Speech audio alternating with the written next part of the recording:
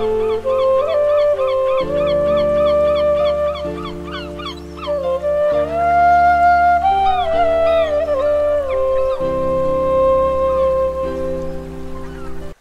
মলার চ্যানেলে আপনাদের স্বাগত। আপনাদের জন্য পড়ছিলাম মানিক বন্দ্যোপাধ্যায় রচিত পদ্মা নদীর মাঝি উপন্যাসটি। আজ পর্ব এর দ্বিতীয় পর্ব। আর আপনাদের উৎসাহে বইয়ের বাকি পর্বগুলো দিতে আমাকে শক্তি যোগাবে, তাই সাবস্ক্রাইব, লাইক ও কমেন্ট করে পাশে থাকবেন। ধন্যবাদ।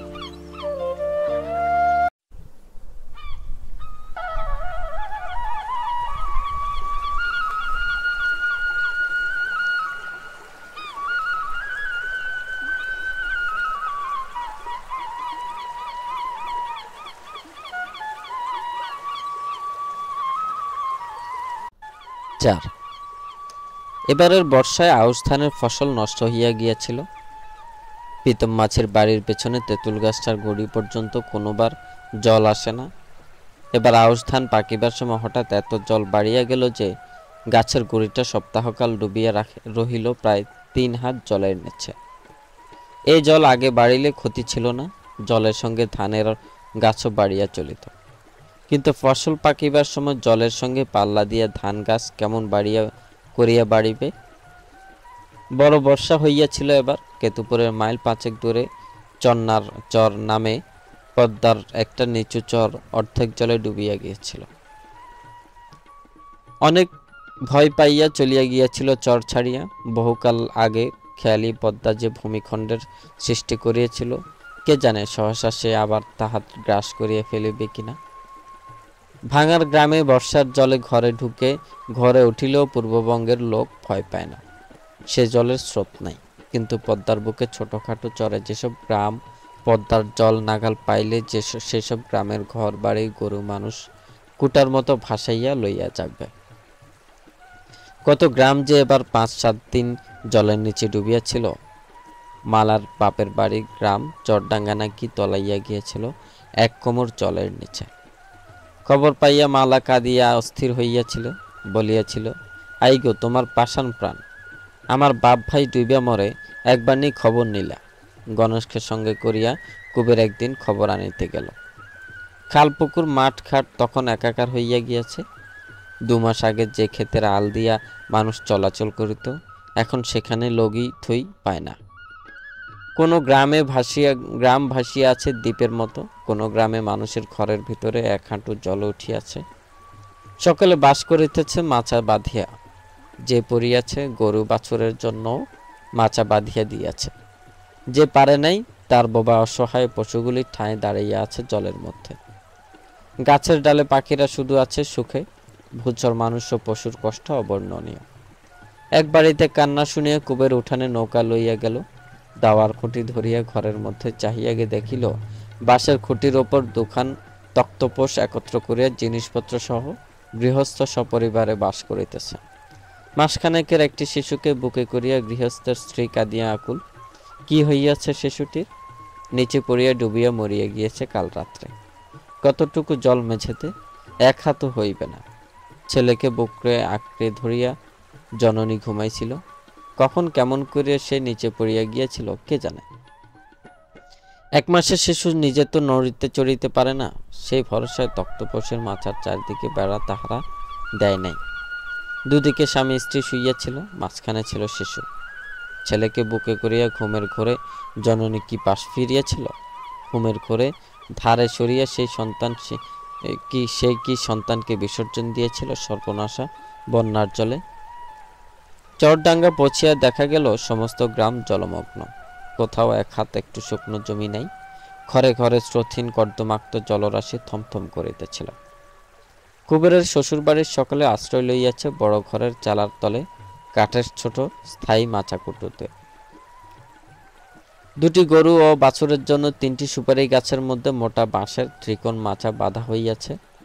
বাড়ির পোষা কুকুরটিও স্থান পাইয়াছে সেখানে। মালার বুড়া বাপ বৈকুণ্ঠ মাচায় বসিয়া ভীত গরুটি 2টিকে খড় দিতেছিল। ঘরের চালে বসিয়ে দিয়া মাছ ধরিতেছিল মালার বড় ভাই অধর।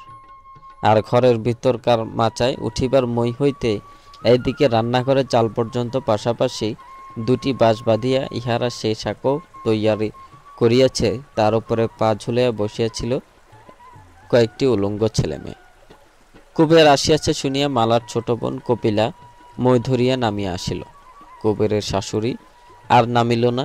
ঘরের মাচার উপরে হইতেই কন্যা ও নাতি নাতনির কুশল জিজ্ঞাসা করিয়া বর্ষার দেবতাকে শাপান্ত করিতে করিতে বলিল, যে এতখানি বয়স তাহার হইয়াছে, এমন প্রলয়ঙ্কর কাণ্ড আর তো সে দেখে নাই বাপের জন্মে। কুবের কি জানে কি সর্বনাশ তাহাদের হইয়া গিয়াছে? বাঁধিয়া ছাদিয়া পাট পচাইতে দিয়াছিল, অর্ধেক পাট যে কোথায় ভাসিয়া গিয়াছে পাত্তা নেই। ভাসিয়ার যাইবে কোথায়? কেউ চুরি করিয়াছে নিশ্চয়। গরিব গৃহস্থ তাহারা, কত আশা এবার ধানের জমিতে পর্যন্ত পাটের চাষ দিয়েছিল। কে তাহাদের এমন সর্বনাশা করিয়াছে? মাচা হইতে বৈকুণ্ঠ, চালা হইতে অধর মই, কপিলার শাঁখো হইতে উলঙ্গ ছেলেমেয়েগুলি নৌকায় আসিয়া আরাম করিয়া বসিল। কুবের তামাক সাজিয়া দিল বৈকুণ্ঠকে। কপিলা বলিল, নাও নিয়ে আইলা মাঝি, বইনেরে আনলা না কেন? গতকাল দেখি নাই বইন রে, পোলাপানগো তো আইনবার পারতা। কুবের বলিল, আনুম ভাবছিলাম, তোমরা হেয়ানে কিবা রইছ না জানি, শ্যামশ্যাম ডরাইছিলাম। আসনের লাইগা গোপী কাইন্দা সারা হয়েছিল। তুমি আইলা কবে কপিলা? কপিলা মুখ ভঙ্গি করিয়া বলিল, আমার কথা থো। সহজ স্বাভাবিক প্রশ্নে কপিলার বিরক্তি দেখিয়া কুবের একটু অবাক হইয়া বৈকুণ্ঠের দিকে চাহিল। এক মুখ ধোঁয়া ছাড়িয়া বৈকুণ্ঠ চোখ মটকাইয়া তাকে কি যেন একটা ইশারা করিল। কিছুই বুঝিতে না পারিয়া কুবের করিল কি? মৃদু একটা হাসিয়া বলিল, কপিলা রৌড় স্বরে বলিল, হাসলা যে মাঝি? কুবের বলিল, হাসি নাই কপিলা, হাসুম কেন? কুবেরের বিবাহের সময় বড় দুরন্ত ছিল কপিলা। তখন পঙ্গু মালাকে বিবাহ করিয়াছিল বলিয়া হয়তো কপিলার দুরন্তপান অত বেশি চোখে পড়িয়াছিল কুবেরের। অন্ধকারে যে বাস করে, মৃদু আলোতে তার চোখ ছলসাইয়া যায়। চোখ ছলসানো আলোতে সে হয় অন্ধ। তারপর কপিলার বিবাহ হইয়াছে, একটি মেয়ে হইয়া আদরে মরিয়া গিয়েছে বছর 2 আগে। কে জানে কত শান্তশিষ্ট হইয়া উঠিয়াছে কপিলা আজকাল। কেমন সংসারী হইয়াছে তাহার মন। আর কি কোনোদিন সে গাছের ঢালে কাঁচা বেতের দোলনা বাঁধিয়া দোল খাইবে? কিশোর বয়সে অপূর্ব দেহটিকে ঘাটের উপর হইতে ছড়িয়া দিবে পুকুরের জলে। ডিঙ্গি লইয়া একা একা পালাইয়া গিয়া সকলকে দিবে বকুনি দিয়ার শাস্তি। রাগের মাথায় এই জীবন আর কখনো হয়তো কুবেরের চেলার কাঠ ছুঁড়িয়া মারিবে না। না মারক, একজন চেলা কাঠ ছুঁড়িয়া মারিবে না বলিয়া আফসোস করিবার কি আছে? খানিক পরে পাশাপাশি 2টি বাঁশের উপর দিয়া কপিলাকে ঘরের দিকে যাইতে দেখিয়া কুবেরের 2 চোখ ঝাপসা হইয়া আসিল। সেই পুরনো দিনের স্মৃতিগাথা হইয়া আছে কুবেরের মন। জল কমিয়া যাওয়া পর্যন্ত কেতুপুরে তাহার বাড়িতে গিয়ে থাকিবার জন্য কুবের সকলকে নিমন্ত্রণ করিল। এই আহ্বান তুচ্ছ করিবার মতো নয়, কিন্তু সকলে গেলে কেমন করিয়া চলে? বাড়িঘর জিনিসপত্র সব সাময়িকভাবে তুলিয়া লইয়া যাইতে পারিলে হইত। সে তো সম্ভব নয়। বোবা গরু বাছুরগুলি কি হইবে? যাইতে পারে ছেলেমেয়েগুলি, আর তাদের দেখাশোনা করিবার জন্য কপিলা। যদি যায় তো যাক, মালা তো পারিবে না এতগুলি কাচ্চা বাচ্চাকে সামলাইতে। কপিলা যাইবে? বেশ। কুবেরের শাশুড়ি বড় চাচায়, সে বলিল, তোমারে কমু কি কুবের, মায়েরে নিয়ে জইলা মরি। হরে বাপ, কপিলার কথা কই, মালার লাইগা ভাবুম কেরে। সোনার জামাই তুমি, খোড়া মাইয়ারে আমার মাথায় কইরা থুইছ। এই পোড়া কপাইলার কথা কই আমাগো কপিলার কথা।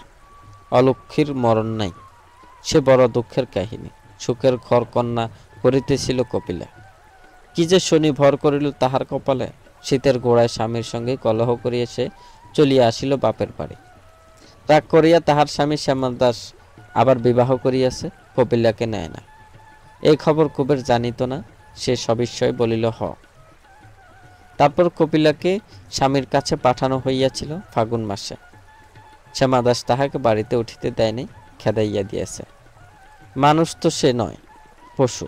তাই তো কুবেরের সঙ্গে তুলনা করিয়া কপিলার মা দিন রাত্রি তাহাকে গাল দেয়।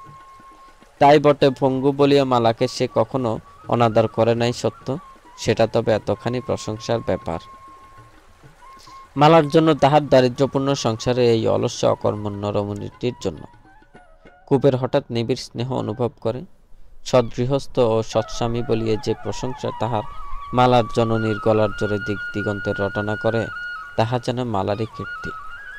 দাওয়া খাওয়ার পর কপিলও তাহার ভাই বোনদের সঙ্গে করিয়া কুবের কেতুপুরের উদ্দেশ্যে বাহির হইয়া পড়িল। কপিলা খুব সাজিয়াছে, চুলে চপচপে করিয়া দিয়েছে নারিকেল তেল, গায়ে হলুদ মাখিয়ে করিয়াছে স্নান, পরিয়াছে তার বেগুন রঙের শাড়িখানি। স্বামী ত্যাগ করিয়াছে বটে, বয়সে তো আর তার কাঁচা। তাহা কুটুম বাড়ি যাওয়ার নামে মেয়েটা আহ্লাদে আটখানা হইয়া উঠিয়াছে। কেতুপুরে পৌঁছতে বেলা কাবার হইয়া আসিল। মালা উতলা হইয়া প্রতীক্ষা করিতেছিল কিছু পাট চুরি হওয়া যাওয়া ছাড়া তাহার বাপ ভাইয়ের আর কোনো ক্ষতি হয় নাই শুনিয়া সে আশ্বস্ত হইল। মালা শুধু খোড়া হইয়া জন্মে নেই, আরও একটি পঙ্গুতা তাহার আছে। সে হাসিতে জানে না, জীবন তাহাকে অলস করিয়া বিষণ্ণ করিয়াছে। ভাই বোনদের কাছে পাইয়া কতকাল পরে যে মুখে তাহার বিষণ্ণতার ছায়ালেশীন হাসি ফুটিল। এদিকে স্বস্তি রহিল না কুবেরের। তার মতো গরিব কে আছে জগতে? এই যে এতগুলি মানুষ আসিল বাড়িতে, ইহাদের সে খাওয়াইবে কি? আউশের ফসল নষ্ট হওয়া, এবার যে দেশে দুর্ভিক্ষ হইবে, এখন ইহাতে হইতে তাহার টের পাওয়া যায় জলমগ্না পৃথিবীতে আহার্যের মূল্য বাড়িয়াছে। ইলিশের মরশুম বলিয়া এখন যদি বা কোনো রকমে চলিয়া যায়, তারপর দু চার পয়সা জমাইবার আশা গুছিয়া গেল। অতিথি আসিয়াছে, অতিথি চলিয়া যাইবে, তারপর সপরিবারে উপবাস করিবে সে। তখন হাত পাতিলে বৈকুণ্ঠ একটি পয়সাও তাহাকে দিবে না। নিমন্ত্রণ করিয়াও ওদের সেই টবে আনিয়াছে কেন? তার দুঃখের দিনে যারা ফিরিয়া তাকায় না, কেন সে তাদের অত খাতির করিতে গেল? সে আদর করিয়া ডাকিয়া না আনিলেও বন্যার কটা দিন ওরা মাচার উপর বেশ কাটাইয়া দিতে পারিত। মনে মনে কুবের রাগিয়া যায়। মালা খুশি হইয়াছে, হাসি ফুটিয়াছে মালার মুখে। স্বামীর দুঃখ না বুঝিয়া যে স্ত্রীলোক বাপ ভাইয়ের জন্য কাঁদিয়া মরে, হাসি মুখে তাহার মুখে গুজিয়া দিতে হয় আখার তলের ছাই। মালা অমন উতলা না হইলে যে কে যাইত চরটাঙ্গায়, কে আনিত তাহার ভাই বোনদের ডাকিয়া? প্রত্যেক দিন সন্ধ্যাবেলা কুবেরের মাছ ধরিতে যাওয়ার আগে পিসি সকলকে ভাত বাড়িয়া দেয়। কুবের এইমাত্র খাইয়া উঠিয়াছে, তবু তাহার নিজের ছেলে মেয়ের সঙ্গে আরও কয়েকটা প্রাণীকে সারি দিয়া বসিয়ে খাইতে দেখিয়া ভবিষ্যতের অনিবার্য ক্ষুধায় তার ভরা পেটের অন্ন যেন মুহূর্তে হজম হইয়া যায়। মালা বসিয়া বসিয়া সকালের খাওয়ার তদবির করে। গোপীর পাতের ডাল মাখা ভাতটুকু সে আদর করিয়া তাহার ভাইয়ের পাতে তুলিয়া দেয়। এ দৃশ্য কুবের আর দেখিতে পারে না। নৌকায় গিয়া সে বসিয়া থাকে। হয়তো তখন গণেশ ও ধনঞ্জয় কেহই আসে নাই। কুবের চুপ করিয়া বসিয়া থাকে একা। নদীর ঢেউয়ে নৌকা দোল খায়, হু হু করিয়া বহে বাতাস। অন্ধকার এত গাঢ় যে মনে হয় ধোঁয়ার মতোই বুঝি বাতাসে উড়িয়া যাইবে। কপিলে যে পিছু পিছু আসিয়াছে তা কি কুবের জানে? তাহার আকস্মিক হাসির শব্দে কুবের ভয়ে আধমরা হইয়া যায়। ঠক ঠক করিয়া সে কাঁপিতে থাকে। নির্জন নদী তীরে সন্ধ্যারাত্রে কে হাসিবে? মানুষ নয়, নিশ্চয় নয়। কপিলা বলে, তামুক ফেলে আইসো মাঝি। কুবের নামিয়ে আসিয়া তামাকের দলাটা গ্রহণ করে। বলে, খাটাসের মতো হাসিস কেন কপিলা? আই? কপিলা বলে, ডরাইছিলা? হ। আরে পুরুষ। তারপর বলে, আমারে নিবা মাঝি লগে? বলে আর কপিলা আবদার করিয়া কুবেরের হাত ধরিয়া টানাটানি করে। চিরদিনের শান্ত নিরীহ কুবেরকে কোথায় যেন সে লইয়া যাইবে। মালার বন্যা কপিলা? হ। কুবের তাহার দুই কাঁধ শক্ত করিয়া ধরিয়া অবাধ্য বাঁশের কঞ্চির মতো তাহাকে পিছনে হেলাইয়া দেয়। বলে, বজ্জাতি করস যদি নদীতে চুবানি দিমু কপিলা। কপিলা ধপ করিয়া সেইখানে কাদার উপর বসিয়া পড়ে। হাসিতে হাসিতে বলে, আরে পুরুষ। তাহার নির্বিবাদে কাদায় বসা আর শয়তানি হাসি আর খোঁচা দেওয়া পরিহাস সব বড় রহস্যময় ও দুর্বোধ্য। হঠাৎ কুবেরের বড় ভয় হয়। সে সস্নেহে বলে, পাক মাইখা মরস কেরে কপিলা? মাইনসে কইব কি? যা বাড়ি যা। কে জানে কি আছে কপিলার মনে? সে চলিয়া গেলে কুবেরের দুটি চোখের উৎসুক অন্ধকারে গোপন হইয়া থাকে। কপিলার আনিয়া দেওয়া তামাক সাজিয়া সে টানিতে আরম্ভ করে। তামাকের ভাগিদার না থাকার আরামটুকুই কি তাহার মানসিক চাঞ্চল্য ক্রমে ক্রমে শান্ত করিয়া আনে, অথবা সে নদীর বাতাস? নায়ের দোলনে পদ্মার প্রেম মালায় যে কোনোদিন ওঠে নাই, হাঁটে নাই, ঘুরিয়া বেড়াইয়া চারিদিকে জীবনকে ছড়াইয়া মেলিয়া রাখিতে পারে নাই। তার জন্য কুবেরের কোনোদিন আফসোস ছিল না। গতি নাই বলিয়া মালার আবদ্ধ ঘনীভূত জীবন তারই বুকে উথলিয়া উঠিয়াছে। ভাঙা চালার নিচে সংকীর্ণ শয্যায় পঙ্গু মালার তুলনা জগতে নাই। কিন্তু অন্ধকার রাত্রে তামাক পছাইয়া দিতে সে তো কোনোদিন নদী তীরে ছুটিয়া আসিতে পারে না। বাঁশের কঞ্চির মতো অবাধ্য ভঙ্গিতে পারে না সোজা হইয়া দাঁড়াইতে। বেগুনি রঙের শাড়িখানি পরিয়া চুলে চপচপে তেল দিয়া শুধু লীলা খেলা করিতেই কপিলা পটু নয়, কুবেরের সেবাও সে করে। জীবনে কুবের কখনো যে সে সেবার পরিচয় পায় নাই। সারা রাত্রি পদ্মার বুকে কাটাইয়া আসিয়া যা এখন সে না চাহিতে পা ধোয়ার জল পায়। পান্তা ভাতের কাশিটির জন্য হাঁকাহাঁকি করিতে হয় না। খাইয়া উঠিবা মাত্র তামাক আসে, প্রস্তুত থাকে তাহার দিন মলিন শয্যা, এবং ফাঁক পাইলেই কোনোদিন ঘোপ ধরিয়া টান দিয়া, কোনোদিন একটা চিমটি কাটিয়া, হাসি চাপিয়া চোখের পলকে উদাও হইয়া ঘুম আসিবার আগেই কপিলা তাহাকে স্বপ্নও আনিয়া দেয়। পরের পেট ভরাইতে ফতুর হইতে বসিয়াও গৃহে তাই কুবেরের আকর্ষণ বাড়ে, কমে মাঠ ঘাটের জল। ও তো মানুষের চোখে জল নয়, কমিবে বই কি। একদিন মালার বড় ভাই অধর খবর লইতে আসে। কুবেরকে সে সত্য সত্যই কুবের ঠাউরাইয়া রাখিয়াছে কিনা সেই জানে। কর্জ চাহে 2 টাকা। টাকা না পাইয়া তাহার রাগ হয়। সকলকে সে চরডাঙ্গায় ফিরাইয়া লইয়া যাইতে চায়। কুবের বারণ করে, না, মালাও নয়, ভাই বোনকে কাছে পাওয়ার আনন্দ পূর্ণ হইয়া আসিতে কতদিন আর লাগে বোনের। তাছাড়া কপিলার চাপল্য ও হাস্যর পরিহাসের জন্য ঈর্ষাও হয়তো মালার হয়। কোনোদিন হয়তো কুবেরের সঙ্গে কপিলার অন্যায় মাখামাখি চোখেও পড়িয়াছে তাহার। এক স্থানে ঠায় বসিয়া থাকিলেও দৃষ্টি তো সে পাতিয়া রাখে সর্বত্র। কিন্তু কপিলা যায় না। ঝগড়া করিয়া গাল দিয়া অধরকে সে ভাগাইয়া দেয়। কে জানে কি আছে কপিলার মনে। ময়নাদ্বীপ হইতে রাসুর আকস্মিক আবির্ভাবের বিষয় গ্রামের লোকের কাছে পুরানো হইয়া গিয়াছে। রাসুর অভিজ্ঞতার গল্প শুনিবার কৌতূহল কাহারও নাই। রাসু বলিতে চায় সবিস্তারে, বারবার আগাগোড়া সমস্ত কাহিনীটা বলিবার জন্য সে ছটফট করে, কিন্তু শ্রোতা পায় না। কত শুনিবে লোক। শুনিয়া শুনিয়া কান ঝালাফালা হইয়া গিয়াছে সকলের। হোসেন মিয়া কিছু টাকা দিয়েছে রাসুকে। রাসুর ইচ্ছা টাকাটা দিয়া সে একটি বউ খরিদ করে, গোপী হইলে ভালো হয়। কিন্তু কুবের এই প্রস্তাব কানেও তোলে না। কত টাকা দিয়েছে হোসেন মিয়া তাহাকে? 1000 না লাখ। আর কি আছে রাসুর? ঘর দুয়ার, জীবিকার উপায়। তাছাড়া গোপীর পাত্র একরকম ঠিক হইয়াই আছে।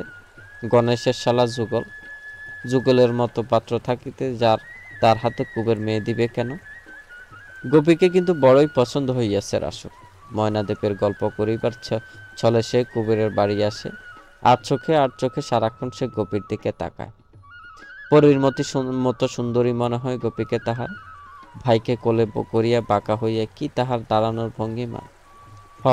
রুখো রুখো লালচে বটে চুলগুলি গোপীর। কপালটা একটু উঁচুই, থেবড়ানো নাকের নিচে উত্তোলিত ওষ্ঠের ঠেকিয়া নোলকটা তাহার তুলিতে পায় না। আর বড় নোংরা গোপী। তবু তো রাসু চোখ ফিরাইতে পারে না। তবু তো তার মনে পড়ে না এমন অতুলনীয় রূপ সে কোথাও দেখিয়াছে। কি রং গোপীর, কি মনোহর তাহার চলাফেরা, কি চাউনি! বয়স রাসুর বেশি হয় নাই। যুগলের চেয়েও তার বয়স কম। নতুন করিয়া সংসার পাতিয়া জীবনটা আবার গুছাইয়া লইবার সময় তাহার পার হইয়া যায় নাই। গোপীকে পাইলে আবার সে আরম্ভ করিতে চায়। বয়সটা বাড়ন্ত মেয়ে গোপী। বিবাহের 1 বছরের মধ্যেও স্বামীর ঘর করিতে আসিবে। 5-6 বছরের একটা মেয়েকে বিবাহ করিয়া তার বড় হইবার আশায় হা করিয়া বসিয়া থাকিবার ধৈর্য রাসুর আর নাই। যাদের সে বিসর্জন দিয়ে আসিয়াছে ময়নাদ্বীপে, তাড়াতাড়ি আবার তাদের ফিরিয়া পাওয়া চাই। একা একা বড় কষ্ট হইতেছে রাসুর। প্রীতম মাঝির সঙ্গে রাসুর কলহ হইয়া গিয়াছে। মহসিন মিয়ার দেওয়া টাকাটা বাগাইয়া লওয়ার জন্য প্রীতম মাঝি বড়ই ব্যস্ত হইয়া উঠিয়াছিল। রাসু তাই পৃথক হইয়া গিয়াছে। কে জানিত গ্রামের মধ্যে প্রীতমের মেয়ে যোগী সর্বশান্ত বিস্তুত ভাইটিকে এতখানি খাতির করবে। শীতলকে দিয়া বাবুদের বলিয়া নিজের ঘরের কাছে খানিকটা জমি যোগী রাসুকে জোগাড় করিয়া দিয়াছে। রাসু একখানা ঘর তুলিয়াছে সেখানে। সেই ঘরে রাসু বাস করে একা, হয়তো ধ্যান করে গোপীর। বিকালে কেতুপুর গ্রামের মধ্যে সওদা আনিতে যাওয়ার সময় পথের নির্জনতম অংশে কোনোদিন গোপী রাসুকে দাঁড়াইয়া থাকিতে দেখিতে পায়। রাসু বলে, কই যাও গোপী? সে একটু স্নেহব্যঞ্জক হাসি হাসে। গাঁট হইতে বাহির করে একটি কাঁচ বসানো পিতলের আংটি আর পুঁতির মালা। বলে, নিবা? গোপী খুশি হইয়া উপহার গ্রহণ করে। রাসুকে ভালোই লাগে তাহার। রাসুর জন্য সে একটু দুঃখবোধ করে। কোথায় সেই ময়নাদ্বীপ কে জানে? সকলকে রাসু সেখানে হারাইয়া আসিয়াছে, বড় কষ্ট পাইয়াছে সে জীবনে। তাছাড়া রাসুর কথাগুলি ভারী মিষ্টি, শুনিতে বড় ভালো লাগে গোপীর। আর কি খাতিরটা রাসু তাহাকে করে! কত যেন সে বড় হইয়াছে, 11 বছরের মেয়ে সে নয়। যুগের সঙ্গে মাঝে মাঝে রাসু পরামর্শ করে, একটা কি উপায় ঠাউরানো যায় না কুবেরকে, যাহাতে রাজি করা যায়। পরামর্শ অনেক হয়, উপায় হয় না। শীতলের অনুপস্থিতিতে তাহার পরিষ্কার শয্যায় আরাম করিয়া বসিয়া তাহার হুকায় তামাক টানিতে টানিতে পরামর্শ করিতে পারাটুকুই ভালো হয় রাসুর। আর যুগীর সমবেদনা। রাসুকে যুগী খুব খাতির যত্ন করে। রাসুর মুখে ময়নাদ্বীপের কাহিনী বারবার শুনিয়াও সে শান্ত হয় না। কত বাসিন্দা ময়নাদ্বীপে, কি কি ফসল হয়, দ্বীপের চারদিকে বুঝি সমুদ্র। আচ্ছা, সমুদ্র কত বড়? পদ্মার চেয়েও বড় বুঝি? আজও যুগী রাসুকে এইসব প্রশ্ন করিতে ভালোবাসে। যুগীর বয়স বেশি নয়, বছর 22। বড় শান্ত তাহার স্বভাব, বড় সরল তাহার মন। শীতল তাহাকে সুখে রাখিয়াছে, আড়াল করিয়া রাখিয়াছে জেলেপাড়ার দারিদ্র ও হীনতা হইতে। যুগীর মনে অপরিমিত সন্তোষ। এত দয়া মায়া, এমন কোমলতা জেলেপাড়ার আর কোনো মেয়ের নাই। জেলেপাড়ার কারো ঘরে কোনোদিন যদি অন্ন না থাকে, চুপি চুপি একবার যুগীর কাছে আসিতে পারিলে আর তাহার উপবাসের ভয় থাকে না। দুঃখের কাহিনী যে যত জমজমাট করিয়া বলিতে পারে, ছলো ছলো চোখে যুগী তাহাকে চাল দেয় তত বেশি। খরচের পয়সা দান করিয়া শীতলের বকুনি শুনে। শীতল লোকটা বড় কৃপণ। যুগীর দান করা স্বভাবটা সে পছন্দ করে না, কিন্তু এমন আশ্চর্য মন মানুষের, যুগীর এই মন্দ স্বভাবের জন্যই তাহাকে শীতল ভালোবাসে বেশি। যুগীকে সে কৃপণ হইতে বলে, কিন্তু সন্ধ্যার সময় বাড়ি ফিরিলে যুগী যেদিন ভয়ে ভয়ে তাহাকে শোনায় না যে একজন আসিয়া তাহার ঘাড় ভাঙিয়া বা যা পারিয়াছে আদায় করিয়া লইয়া গিয়াছে, সেদিন মনটা যেন খুঁতখুত করে শীতলের। মাছের মূল্য বাবদ কুবের কয়েক আনা পয়সা পাইত। শীতল কখনো ঋণ পরিশোধ করে না। তাগিদ করিয়া করিয়া কুবের হয়রান হইয়া গিয়াছে। তবু একদিন সকালে আবার সে আশা করিয়া আসিল। যোগী রাঁধিতেছিল, শীতল আর রাসু করিতেছিল গল্প। কুবেরকে দেখিয়া রাসু চঞ্চল হইয়া উঠিল। বসিতে দিয়া খাতির করিয়া কলকিটা বাড়াইয়া দিয়ে বলিল, তামুক খাও। না, কুবেরের বসিবার সময় নেই, তামাক খাওয়ারও সময় নেই। শীতল তাড়াতাড়ি পয়সাটা দিয়া দিক, সে তাড়াতাড়ি চলিয়া যাইবে। বসিয়া তামাক টানিতে আসিয়াছে নাকি সে? কুবের আজ রাগিয়াছে। আজ সে মাছের দাম আদায় করিয়া ছাড়িবে। শীতল প্রথমে অমায়িক হাসিয়া হাসিয়া জিজ্ঞাসা করে, এত রাগ কেন কুবেরের এই সকালবেলা? তারপর সেও রাগিয়ে বলে, যা যা দিমু না পয়সা, কর গিয়া নালিশ কর। রাসু বুঝি কুবেরকে খুশি করিতে চায়। সে বলিল, দেন শীতল বাবু, দিয়া দেন পয়সা। পয়সা দিল যোগী। কলহের মাঝখানে 10 আনা পয়সা আনিয়া কুবেরের সামনে রাখিয়া দিল। শীতলকে ধমক দিয়া বলিল, সামান্য কোয়ানা পয়সার জন্য এত কাণ্ড করার কি জন্য? কত কর্তৃত্ব যোগীর, শীতল কথাটি বলিল না। কুবেরের দিকে কড়া চোখে চাহিয়ে ঘরের ভিতরে চলিয়া গেল। পয়সা কুড়াইয়া কুবের উঠিল, সঙ্গে উঠিলে রাসু। কি বিনয় রাসুর, কি সব তোষামোদে কথা। পথ চলিতে চলিতে রাসু নানা কথা বলে। এবার সে একটা ব্যবসা আরম্ভ করবে। ব্যবসা ছাড়া পয়সা নাই মানুষের। একটা সে দোকান দিবে দেবীগঞ্জে। কিসের দোকান এখনো সে তা ঠিক করে নাই। ভাবিয়া চিন্তিয়া একটা কিছু ঠিক করিয়া লইবে। কুবের কি পরামর্শ দেয়? জীবনে উন্নতি করিবে রাসু, প্রাণপণ করিয়া লাগিলে কি না হয় জগতে। তাছাড়া পুরুষের ভাগ্যের কথা কে জানে? আজ ফকির কাল রাজা। কুবের গম্ভীর মুখে সায় দিয়ে বলে, হ। ভাবে ময়নাদ্বীপে গিয়া বড় বড় কথা বলিতে শিখিয়া আসিয়াছে রাসু, চাল দিতে শিখিয়াছে। মাঠের দিকে চাহিলে বোঝা যায় জল কোথায় নামিয়ে গিয়াছে। ধানের ফসল কাত হইয়া পড়িয়াছে। পদ্মা হইতে আজ জোর বাতাস বহিতেছিল। চারিদিকে অসংখ্য পাখির কলরব। শিশির ভেজা ডাঙায় ছড়াইয়াছে সোনা রোদ। শরৎকাল আসিয়া পড়িয়াছে সন্দেহ নাই। নদী তীরে কাশের বন এবার সাদা হইয়া উঠিবে। কুবেরের সঙ্গে রাসু তাহার বাড়ি পর্যন্ত আগাইয়া যায় না। গোপী এখন বাড়ি নেই। কপিলার সঙ্গে সে জল আনিতে গিয়েছে নদীতে। কুবের রাসুকে বসিতে বলে না। পিসির নিরিবিলি ঘরখানায় গিয়া ঢোকে ঘুমের জন্য। রাসু আস্তে আস্তে ফিরিয়া যায় সে নদীর ধারে। গাল শেখায় কপিলার। তারপর হন হন করিয়া হাঁটিতে আরম্ভ করে কেতুপুর গ্রামের দিকে। না, নদীর ধারে ওভাবে দাঁড়ানো উচিত হয় নাই। কপিলা যদি বলিয়া দেয় কুবেরকে। 5 ভাদ্রের পর আশ্বিন। আশ্বিনের মাঝামাঝি পূজা। একদিন প্রবল ঝড় হইয়া গেল। কাল বৈশাখী কোথায় লাগে। সারাদিন টিপি টিপি বৃষ্টি হইল। সন্ধ্যায় আকাশ ভরিয়া আসিল নিবিড় কালো মেঘ। মাঝরাত্রে শুরু হইল ঝড়। কি সে বেগ বাতাসের, আর কি গর্জন! বড় বড় গাছ মর্মর শব্দে মটকাইয়া গেল। জেলেপাড়ার অর্ধেক কুটিরের চালা খসিয়া আসিল সমুদ্রের মতো বিপুল ঢেউ তুলিয়া। পদ্মা আশ্রাইয়া পড়িতে লাগিল তীরে। জেলেপাড়ার বৃদ্ধ রমণীরা হাহাকার করিয়া রাত কাটাইল। ছেলেমেয়েরা কেহ ভয়ে নিস্পন্দ হইয়া রহিল, কেহ গুমরাইয়া গুমরাইয়া কাঁদিতে লাগিল। ইলিশের মরশুম শেষ হইলে মোটা উপার্জনের সুযোগ দুদিন পরে ফুরাইয়া যাইবে। জেলেপাড়ার কোনো ঘরে আজ বুঝি সমর্থ দেহ পুরুষ নাই। পদ্মার বুকে নৌকা ভাসাইয়া ছাড়াইয়া গিয়াছে দূর দূরান্তে। কে ফিরিবে প্রভাতে, কে ফিরিবে না? ঝড় শুরু হইলে ঘরে ঘরে মেয়েরা উঠানে পিঁড়ি পাতিয়া দিয়াছে। ঝড়ের দেবতা বসিবেন, শান্ত হইবেন। ঘরে ঘরে মেয়েরা কপাল কুটিয়া মধুসূদনকে ডাকিয়াছে। এ কি রোষ দেবতার! কেন এই প্রলয়?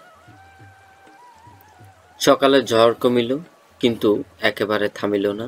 শাঁ শাঁ শব্দে বাতাস বহিতে লাগিল। বৃষ্টি পড়িতে লাগিল গুঁড়ি গুঁড়ি। জেলেপাড়ার দিকে তাকানো যায় না। ঘন সন্নিবিষ্ট কুটিরগুলিকে কে যেন আবর্জনার মতো নাড়িয়া চাড়িয়া চারিদিকে ছড়াইয়া দিয়াছে।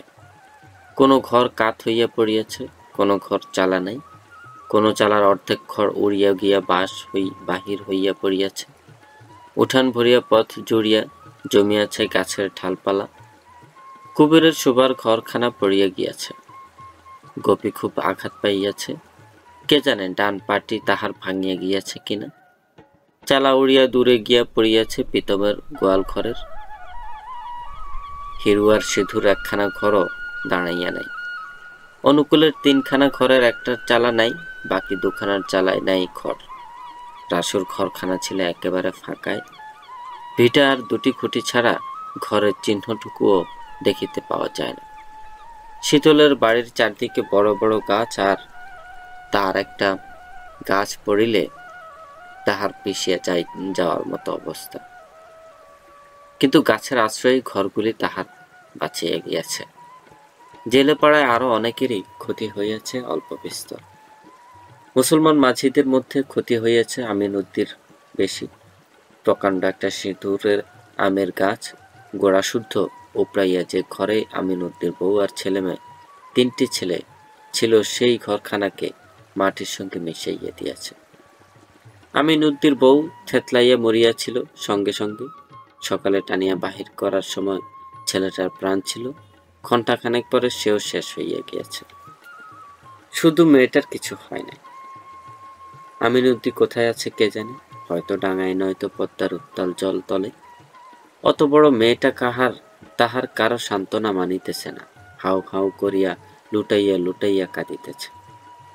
যে মেয়ের পর্দা রাখিবার জন্য গরিব আমিনুদ্দি কুটির ঘেরিয়া উঁচু বেড়া দিয়েছিল, আজ যার খুশি তাকে দেখিয়া যাও। কালো চোখে সে যে কালো কাজল দিয়েছিল, এখনো তা ধুইয়া যায় নাই। বেড়ার ফাঁকে ওর কাজল চোখের সলাজ চাহনি দেখিয়া কাল অপরাহ্নে জোহরের জোয়ান ছেলে নাসির বুঝি খুশি হইয়া পদ্মায় নৌকা ভাসাইয়াছিল। পদ্মা হয়তো তাকে এতক্ষণ ধুইয়া মুছিয়া ফেলিয়াছে পৃথিবীর বুক হইতে। ভীত বিবর্ণ মুখে কাঁপিতে কাঁপিতে জেলেপাড়ার নরনারী পদ্মা তীরে গিয়া দাঁড়ায়, রক্ত চোখে চাহিয়া থাকে উন্মুক্ত জলরাশির দিকে। খাটে 3টি নৌকা বাঁধা ছিল, একটি অদৃশ্য হইয়াছে, 2টি উঠিয়াছে ডাঙ্গায়। খানিক দূরে গাছপালা সমেত খানিকটা ডাঙ্গা ধসিয়া গিয়াছে, আরো খানিকটা অংশ ফাটল ধরিয়া আছে, শীঘ্রই ধসিবে। পদ্মা তীরে দাঁড়াইয়া থাকিয়া কোনো লাভ নেই। চাহিয়া চাহিয়া চোখে ফাটিয়া গেলেও কাল যারা নদীতে পাড়ি দিয়াছিল তাদের দেখিতে পাওয়া যাইবে না। যে নদীতে ডুবিয়াছে সে তো গিয়েছেই, ডাঙায় যারা আশ্রয় পাইয়াছে, পদ্মা শান্ত না হইলে তাদেরও ফিরিয়া আসা সম্ভব নয়। ডাঙা পথে আসিতে পারে, কিন্তু এখনো মাঠে ঘাটে জল একেবারে সরিয়া যায় নাই। কে কোথায় ডাঙা পাইয়াছে কে জানে, হয়তো সেখান হইতে ডাঙায় পায়ে হাঁটিয়া আসিবার সুবিধা নেই। গৃহের জন্য মন হয়তো তাহাদের উতলা হইয়া গিয়াছে। ভোরের আলো ফুটিলে এই উন্মাদিনী নদীর তীর ঘেঁষিয়া নৌকা বাহিয়া হয়তো তাহারা গ্রামে ফিরিবার চেষ্টা করিবে। বেলা বাড়িয়া উঠিলে ধীরে ধীরে বাতাস পড়িয়া গেল, পদ্মা শান্ত হইয়া আসিল। অপরাহ্নে 1-2টি করিয়া জেলেপাড়ার নৌকাগুলি ফিরিয়া আসিতে লাগিল। প্রথমে যারা আসিয়া পড়িল সকলে তাহাদের ঘিরিয়া জড়িয়া দিল কলরব। বাকি সব অন্য সকলের খবর কি? সকলের খবর তাহারা দিতে পারিল না। কে কোথায় তীরে ভিড়িয়াছে কে জানে। 2-4 জনের খবর মাত্র তাহারা বলিতে পারিল। যাদের সংবাদ জানা গেল তাদের উদ্বিগ্ন আত্মীয় স্বজনের মুখ হইতে একটা কালো পর্দা যেন সরিয়া গেল। খবর যাদের মিলিল না তাদের আপনজনেরা আবার নীরবে পদ্মার সীমাহীন বুকে দৃষ্টি পাতিয়া রাখিল। তবে প্রত্যেকটি নৌকাই এই একটি আশার বার্তা বহিয়া আনিতে লাগিল, যে কারো প্রাণহানি হইয়াছে এই সংবাদ তাহারা শুনিয়া আসে নাই। বুক বাঁধিয়া সকলেই প্রতীক্ষা করিতে পারে, হয়তো ব্যর্থ হইবে বা হইবে না। আমিনুদ্দি ও নাসির একসঙ্গেই ফিরিয়া আসিল। আমিনুদ্দির জন্য কেহ খাটে আসে নাই। জহর আসিয়াছিল, নাসিরকে দেখিয়া সে শুধু বলিল, বাপজান ফিরে আলি রে, বলিয়া আমিনুদ্দির দিকে চাহিয়া একেবারে চুপ করিয়া গেল। কারো মুখে কথা নাই। আমিনুদ্দিকে দেখিয়া সকলে স্তব্ধ হইয়া গিয়াছে। আমিনুদ্দি এদিক ওদিক চাহিল, তারপর ভীত উৎসুক কণ্ঠে জহরকে জিজ্ঞাসা করিল, খবর কও মিয়া ভাই, বালা নিয়ে আছে বেবাকে? চুপ মায়ারে রইলা কেরে? আই কারো কিছু বলিবার ছিল না। হাত ধরিয়া জহর তাহাকে ধীরে ধীরে গ্রামের দিকে টানিয়া লইয়া গেল। তারপর আসিল কুবের ও গণেশ, আসিল তাহারা অনুকূলের নৌকায়। ধনঞ্জয়ের নৌকাটি ডুবিয়া গিয়াছে। বোকা গণেশের একটা পা মচকাইয়া গিয়াছিল, ঝড়ে নয়, পা পিছলাইয়া একটা সে আচার খাইয়াছিল ডাঙ্গায়। উলুপিয়াস সারাদিন একরকম পদ্মা তীরেই কাটাইয়াছে। গণেশকে ধরিয়া সেই বাড়ি লইয়া গেল। কুবেরের জন্য কেহ আসে নাই।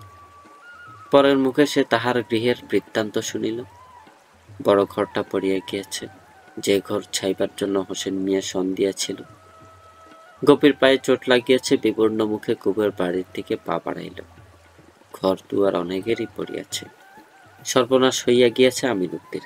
কিন্তু তাহার নিজের ঘরখানা পড়িয়া যাওয়ার চেয়ে বড় দুঃসংবাদ কুবেরের কাছে আর কিছুই নেই। কবে আবার সে ঘর তুলিতে পারবে কে জানে, মাথা গুজিবে কোথায়। পথে দেখা হইল কপিলার সঙ্গে। কবিরকে দেখাইয়া কপিলা উচ্চস্বরে কাঁদিয়া উঠিল। বড় উচ্ছ্বাস কপিলা। বলিল, ফিরে আইছো মাঝি? মুখ রাখছেন ঠাকুর, আমার মুখ রাখছেন। আমি না মানত কইরা থুইছি 5 পহার হরিলুট দিমু। কুবের বিব্রত হইয়া বলিল, কাঁদো কেন? সঙ্গে চলিতে চলিতে কপিলা আত্মসংবরণ করিল। পায়ে বিষম চোট পাইছি মাইয়া, শুনছনি বৃত্তান্ত? কুবের মাথা হেলাইয়া বলিল, হ, ফুইলা গেছে না? বিষম ফুলছে, দিনটা ভৈরা চিল্লাইয়া মরছে মাইয়া। চারদিকে ভাঙা গাছ, ভাঙা ঘর, পত্র পল্লবের আচ্ছাদিত পথ। কুবেরের চোখে জল আসে। ঘরের কাছে গিয়া সে দাঁড়াইল। ঘর কই কুবেরের? ভাঙিয়া অঙ্গনে হুমড়ি খাইয়া পড়িয়াছে। পিসির ঘরে সকালে আশ্রয় লইয়াছে। ঘরে ঢুকিয়া কুবেরের ঠেকিটার উপর বসিয়া পড়িল। গোপী শুইয়া শুইয়া কাতরাইতেছে। পায়ে তাহার চুন হলুদ মাখানো হইয়াছে, হাঁটুর কাছে বেজায় ফুলিয়াছে। মালার চোখে ভীতি বিহবল দৃষ্টি। গত রাত্রের প্রলয়ঙ্কর কাণ্ড ভীরু পঙ্গু নারীটিকে আধমরা করিয়া রাখিয়া গিয়াছিল। এখনো সে সামলাইয়া উঠিতে পারে নাই। কুবের আসিয়া পড়াতে সে যেন স্বস্তির নিঃশ্বাস ফেলিয়া বাঁচিল। পিসি ভাত রাঁধিয়া রাখিয়াছিল। ঝড় বাদল ভূমিকম্প কিছুই পিসির ভাত রাধা বন্ধ করিতে পারে না। খানিক পরে উঠিয়া কুবের ভাত খাইল। তারপর গোপীর কাছে একটু বসিল। যন্ত্রণায় মেয়েটার মুখ নীল হইয়া গিয়াছে। কি করিবে কুবের? যন্ত্রণা লাঘবের কি মন্ত্র সে জানে। গোপীকে যাতে এতটুকু আরাম দিতে পারে, নীরবে চাহিয়া দেখা ছাড়া কোনো উপায় নেই। মালা ধীরে ধীরে বলিতে থাকে। মরমর করিয়া ঘর ভাঙিয়া পড়ার সময় আতঙ্কে দিশা হারা হইয়া ছুটিয়া বাহিরে যাওয়ার কিভাবে গোপীর ওপর চালটা আসিয়া পড়িয়াছিল। ঘরে থাকলে মেয়েটার কিছুই হইত না। ঝড়ের সময় যে বাহিরে যাইতে নাই, ঘরের মধ্যে থাকাই সবচেয়ে নিরাপদ, সেটুকু বুদ্ধি তো মেয়েটার নাই। শুনিতে শুনিতে কুবের ঠুলিতে থাকে। কুবেরের ঘুম পাইছে। উন্মুক্ত নদী তীরে বসিয়া সে কাটাইয়াছে ঝড়ের রাত্রি। সকালে হাঁটিয়া আসিয়াছে দেবীগঞ্জে। 2টি মুড়ি শুধু সে খাইয়াছে। বাড়ি পৌঁছানো পর্যন্ত দুর্ভাবনায় ঠিপ ঠিপ করিয়াছে বুকের মধ্যে। এখন পেট ভরিয়া খাইয়া উঠিয়া আর তাহার জাগিয়া থাকিবার ক্ষমতা নাই। মালার সব কথা তার কানে যায় না। গোপীর মাথার কাছে সংকীর্ণ স্থানটুকুতে কোনো মতে কাত হইয়া সে এক সময় ঘুমাইয়া পড়ে। সন্ধ্যার আগে জেলে পাড়ার সকালেই ফিরিয়া আসিল। পদ্মার গ্রাসে কেহ যায় নাই। প্রীতম মাঝের নৌকাটি শুধু মাঝ নদীতে ঝড়ের মুখে পড়িয়া ডুবিয়া গিয়াছে। নৌকায় ছিল প্রীতমের ছেলে মাখন, কুবেরের প্রতিবেশী সিধু আর তার ভাই মুরারি। অর্ধমৃত অবস্থায় একটা চরে উঠিয়া রাত কাটাইয়া তাহারা ফিরিয়া আসিয়াছে। আর বলিয়া বেড়াইতেছে তাহাদের বাহাদুরির কাহিনী। পাহাড় সমান ঢেউয়ের সঙ্গে লড়াই করিয়া কিভাবে তাহারা নিজেদের প্রাণ বাঁচাইল। কয়েকটা দিন বড় গোলমালের মধ্যে কাটাইয়া গেল। ধীরে ধীরে ভাঙা ঘরগুলির সংস্কারের চেষ্টা চলিতে লাগিল। কেতুপুরের 2-4খানা ঘর বাড়ি পড়িয়া গিয়াছিল। একদিন মেজকর্তা অনন্ত তালুকদারের সভাপতিত্বে গ্রামবাসীর এক সভা হইয়া গেল। ক্ষতিগ্রস্ত আর দুস্থদের জন্য চাঁদা তোলার ব্যবস্থা হইল। অনন্তবাবু নিজে দান করিলেন 10 টাকা। গ্রাম হইতে আরো 15 টাকা উঠিল। তার মধ্যে 60 টাকা দেওয়া হইল কেতুপুরের নন্দ ভট্টাচার্যকে। আহা, ব্রাহ্মণের 2খানা ঘর পড়িয়া গিয়াছে। জেলে পাড়ার জন্য দেওয়া হইল 10 টাকা, 2 টাকা করিয়া 5 জনকে। বাকি টাকাটা বোধহয় ফান্ডে জমা রহিল। সুখের বিষয়, দীর্ঘ অনুপস্থিতির পর এই সময় হোসেন মিয়া গ্রামে ফিরিয়া আসিল। ঘুরিয়া ঘুরিয়া সে চারদিকের অবস্থা দেখিয়া বেড়াইল। তারপর দাঁড়ি নাড়িয়া বলিল, না, টাকা কর্জ দেবো না, সন দেবো, বাঁশ দেবো, নিজে খাড়াইয়া তোমাকে ঘর তুলিয়া দেবো। শেষে নিকাশ নিয়া খত লিখুন, একটা করে টিপ দিব, তাই সই। পুরাতন জীর্ণ ঘরের বদলে যদি নতুন ঘর ওঠে, খত লিখিয়া দিতে আর আপত্তি কি? ঘর যাহাদের পড়িয়া গিয়াছিল সে সকলে তাহারা খুশি হইয়া উঠিল। যাহাদের ঘর পড়ে নাই তাহারা দুঃখিত হইয়া ভাবিল ঘর দুয়ার তাহাদেরও পড়িয়া গেলে মন্দ হইত না। সকলেই সাগ্রহে হোসেন মিয়ার সাহায্য গ্রহণ করিল। করিল না শুধু আমিন উদ্দিন। সে মাথা নাড়িয়া বলিল, না মিয়া, ঘর দিয়ে আমার কাম নাই। আম গাছের তলে তাহার ঘরখানা যেমন নিষ্পেষিত হইয়া পড়িয়াছিল তেমনি ভাবে পড়িয়া রহিল। সত্যিই তো, ঘর দিয়ে আমিনুদ্দি কি করবে? কে আছে আমিনুদ্দির? কার জন্য আবার সে দুঃখের দারিদ্র্যের নীড় বাঁধিবে? জেলেপাড়ার সকলেই আবার পদ্মার বুকে নৌকা ভাসাইয়াছে। আমিনুদ্দি কোথাও যায় না। কার জন্য পদ্মার অতল জলে সে জীবিকার সন্ধান করিবে? শুধু মেয়েটা আছে, মমিন। কেন আছে কে জানে? সারাদিন মমিন মৃদুস্বরে কাঁদে। আমিনুদ্দি চাহিয়া নিয়েও দেখে না, না ডাকে কাছে, না বলে মেয়ের সঙ্গে কথা। ক্রমে ক্রমে সকলের নূতন খুঁটি, নূতন বেড়া ও নূতন চালার ঘরগুলি সমাপ্ত হইল। হোসেন মিয়া মজুরদের কি ইঙ্গিত দিয়েছিল সেই জানে। কুবেরের ঘরটা উঠিল সকলের আগে। ঘর দেখিতে আসিয়া হোসেন মিয়া গোপীর জন্য বড় দরদ দেখাইল। বলিল, হাসপাতালে নিয়ে যাও কুবের ভাই, জবর চোট পাইছে মালুম হয়। তারপর একখানা খত বাহির করিয়া বলিল, টিপসই দাও কুবের। 21 টাকা 10 আনার খত লিখছি, বাদ দিছি 2 টাকা। টিপসই দিয়া রাখো, যখন পারবা দিবা, না দিলে মামলা করুম না ভাই। হোসেন মিয়া মৃদু মৃদু হাসিল। জান দিয়া তোমাকে দরদ করি, খত কিসির? লিখা থুইলাম, হিসাব থাকবো না তো কিসের কাম খত দিয়া? কুবের বলিল, পুরান বাস পুরান বেড়া দিলি খরচা কম হইতো মিয়া ভাই। কেন পুরান বাস দিবা কেন? খরচা লাগে ভাইব না? খরচ তো দিছি আমি, না দিই নাই? মিয়া ভাই দিছেন, আপনিই দিছেন। টিপসই দিয়া কুবের হোসেনের মুখের দিকে চাহিল। বড় ভয় করে কুবের হোসেন মিয়াকে, বড় টান তাহার হোসেন মিয়ার দিকে। কি জাদু মন্ত্রে তাহাকে বশ করিয়াছে লোকটা। কপির পায়ের ব্যথাও কমে না, ফোলাও কমে না। মেয়েটাকে নিয়ে মহা মুশকিলে পড়িয়াছে কুবের। মালার মতো কপিও কি শেষ পর্যন্ত খোড়া হইয়া যাবে? কি ব্যবস্থা করা দরকার কুবের বুঝিয়া উঠিতে পারে না। হোসেন মিয়ার কথা মতো সদরের হাসপাতালে লইয়া যাইবে নাকি? সে তো কম হাঙ্গামার ব্যাপার না। অতখানি পদ গোপীকে কেমন করিয়া লইয়া যাইবে? ব্যথায় সে বিছানাতেই পাশ ফিরিতে পারে না, অথচ নাড়াচাড়া তাহার সইবে কেমনে? পায়ের যা অবস্থা গোপীর, শীঘ্রই কোনো ব্যবস্থা না করিলে নয়। ইতিমধ্যে পূজা আসিয়া পড়িল। চরডাঙ্গা হইতে একদিন আবার আবির্ভাব ঘটিল অধরের। আবার সে রাগারাগি করিয়া সকলকে লইয়া যাইতে চাহিল। ছেলে মেয়েগুলি তাহার সঙ্গে ফিরিয়া গেল চরডাঙ্গা। কপিলা গেল না। বলিল, কেন? ঘর পড়িয়া গিয়া ঠেকি ঘরটাতে যখন তাহারা সকলে একসঙ্গে মাথা গুজিয়াছিল, অসুবিধার অন্ত ছিল না। তখন অধর আসিতে পারে নাই। এখন নতুন ঘর উঠিয়াছে, থাকিবার কোনো অসুবিধা নেই। এখন সে চাইবে কেন এদের এই বিপদের মধ্যে ফেলিয়া? কবিরও ইহাতে সায় দিয়া বলিল, কেন যাইবে কপিলা তাদের এই বিপদের সময়? কপিলা সত্যই প্রাণ দিয়া সকলের সেবা করিতেছিল। বড় কৃতজ্ঞ হইয়া উঠিয়াছিল কুবেরও তাহার কাছে। বড় ভালো মেয়ে কপিলা।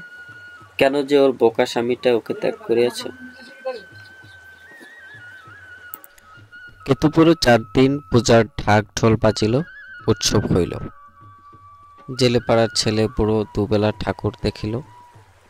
কেহ কেহ তাড়ি গিলিয়া খুব মাতলামি করিল।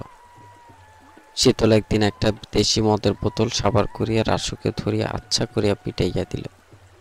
রাসুর উপর তাহার এত রাগ কেন কে জানে। লখার সঙ্গে কপিলা একদিন সন্ধ্যার সময় ঠাকুর দেখিতে গিয়াছে। খানিক পরে কুবেরও গুটি গুটি গিয়া হাজির। গিয়া দেখে শীতলের সঙ্গে হাসিয়া হাসিয়া কথা বলিতেছে কপিলা। বাবুদের কর্মচারী শীতল, বুঝো বাবুদেরই। ভাবখানা দেখো শীতলের, সেই যেন সর্বে সর্বা। এখানে ওর সঙ্গে হাসিয়া হাসিয়া এত কথা কিসে কপিলা? তারপর শীতল প্রসাদ চাহিয়া আনিয়া কপিলার আঁচলে বাঁধিয়া দেয়। কপিলা একগাল হাসে। এত লোকের মধ্যে কপিলার এই নির্লজ্জ আচরণে রাগে কুবেরের নিঃশ্বাস বন্ধ হইয়া আসে। সে ডাকিয়া বলে, লখা, ল বাড়ি যাই। কপিলা বলে, মাঝি আইসো নাকি? খাড়াও মাঝি, আমি যামু, মারে পেন নাম কইরা লই। কুবের বলে, লখা আইলি রে হারামজাদা পোলা। কপিলা প্রণাম শেষ করিতে করিতে লখাকে সঙ্গে করিয়া কুবের জোরে জোরে হাঁটিতে আরম্ভ করিল। একটু পথ গিয়েই গতি তাহার হইয়া গিয়াছিল মন্থর। না, কপিলার জন্য ফিরিয়া সে যাইবে না। তবে আস্তে আস্তে হাঁটিতে দোষ নেই, কপিলা আসিয়া সঙ্গে নেই তো নিক। অন্ধকার হইয়া গিয়াছে, কপিলাকে একা ফেলিয়া যাওয়া ঠিক কর্তব্য হইবে না। হয়তো শীতলকেই সে বাড়ি পৌঁছাইয়া দিতে বলিবে। এতখানি অন্ধকার রাস্তা শীতলের সঙ্গে হাঁটিয়া চলিবে কপিলা? তার চেয়ে নিবিড় কিনিবার বিড়ি কিনিবার ছলে এখানে কুবেরের একটু দাঁড়ানোই ভালো। বিড়ি কিনিতে কিনিতে কপিলা আসিয়া পড়িল। কুবের কথাটি বলিল না। তিনজনে নীরবে চলিতে লাগিল বাড়ির দিকে। কপিলা আর চোখে কুবেরের মুখের দিকে তাকায়, কিছু টাহর হয় না অন্ধকারে। চলিতে চলিতে দেখা হয় রাসুর সঙ্গে। যোগীকে লইয়া সে ঠাকুর দেখিতে যাইতেছে। কপিলা যোগীকে বলে, বইন এক কাম করবা, আমাকে লখারে লইয়া যাও। কুবের আপত্তি করিয়া বলে, কেন, ঠাকুর দেখে নাই লখা? কপিলা বলিল, পোলাপান সাদনি মেঠে দেখে নাই। তোমার লখা বড় তো হয় নাই মাঝি, একজন রে এক নজর দেখিয়া ফাল দিয়া বাড়িতে ফিরব। যারে লখা যোগী মাসির লগে দেখিও বইন পোলারে, পোলা বড় বজ্জাত। মতলব কি কপিলার? লখাকে সরাইয়া দিল কেন? কিছুই যেন বুঝিতে পারা যায় না। কপিলা নীরবে পথ চলে। কুবের মনে মনে রাগিতে থাকে। শেষে একটা তেঁতুল গাছের তলে, পথের যেখানে দুর্ভেদ্য অন্ধকার রচিত হইয়াছে, সেখানে হঠাৎ কুবের শক্ত করিয়া কপিলার আঁচল চাপিয়ে ধরে। বলে, শীতলের লগে অত কথা কিসের তরই? কপিলা বলে, কি করম আছে, খুইলা পড়ব যে পেরসাদ। আঁচলটা কপিলা টানিয়া ছাড়াইতে চেষ্টা করে, মিনতি করিয়া বলে, পোলাপান রে লাখান কইরো না, মাঝি ছাড়ো। রাস্তার মধ্যে ইটা কেমন তোর কাণ্ড জোড়ালা? বলিতে বলিতে আর কপিলা আঁচল টানাটানি করে না। কুবের তাহাকে জড়াইয়া ধরিল, শান্ত হইয়া থাকে। হঠাৎ বড় যেন করুণ কণ্ঠে বলে, মনটা ভালো না মাঝি, ছাড়বা না? মনটা কাতর বড়। কুবের তাহাকে ছাড়িয়া দেয়। চলিতে চলিতে জিজ্ঞাসা করে, মন কাতর কেন রে কপিলা? কে জানি তো কপিলা এমন উত্তর দেবে। স্বামীরে মনে পড়ে মাঝি। হ, আগাগোড়া সব তাহা হইলে ফাঁকি কপিলার সব ছল। এতক্ষণ রসিকতা করিতেছিল কুবেরের সঙ্গে। ভালো, কুবেরও রসিকতা জানে। কপিলার গালটা সে টিপিয়া দেয়, হি হি করিয়া হাসে, বলে, তাই ক কপিলা, তাই ক। যে স্বামী দূর কইরা খেদাইয়া দিছে, তার লইগা মনডাত পড়ায় তোর। গেলেই পারস স্বামীর ঘর। জামু বলিয়া কপিলা হন হন করে হাঁটিতে আরম্ভ করে।